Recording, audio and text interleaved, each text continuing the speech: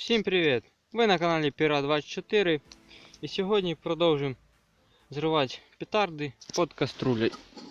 Це у нас буде друга часть відео. Також будемо зривати петарду К1000, П2000, може перший косар позриваємо. І зорвемо петарду Crazy Robs.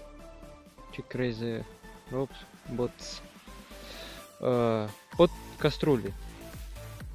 Если видео наберет 10 лайков, я выпущу третью часть про Crazy Robs и под каструлей. Также пишите комментарии, что взорвать, які петарди под каструлей или ще де-то. Я обязательно прочитаю. Также подписывайтесь на мой инстаграм. А мы продолжим. Crazy Robs мы забираем. Первый косар забираем. П2000 тоже. Так, ставим К1000. Так, главное бігти.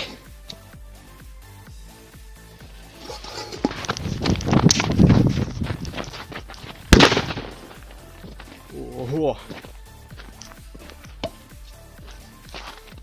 Ви знаєте, ось є стовп і в 2 рази вище стовба полетіла миска. Ого, навіть вмятина є. Є вмятина. Звісно, не видно, вже темно.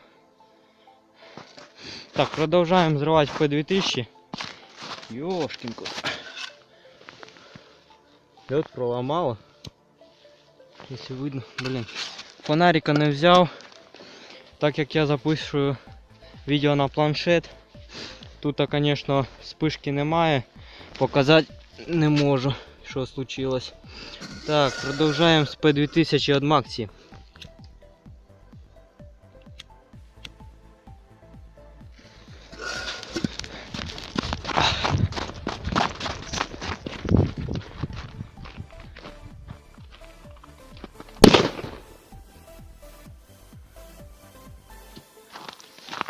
В принципі, по висоті так само, як зорвалась К1000, так зорвалась і П2000. Ох. Повреждения есть. Выгнуло ушко от кастрюли. Вот. Дно так выгнуло. Что хочу сказать. Пишите в комментариях, які петарди зривати, які вам понравились петарди, де там, які мені заказувати. Також скоро Новий год, і я буду заказувати петарди і буду знімати обзор. До новых встреч, обязательно подпишитесь на мой канал Піра24. Пока-пока.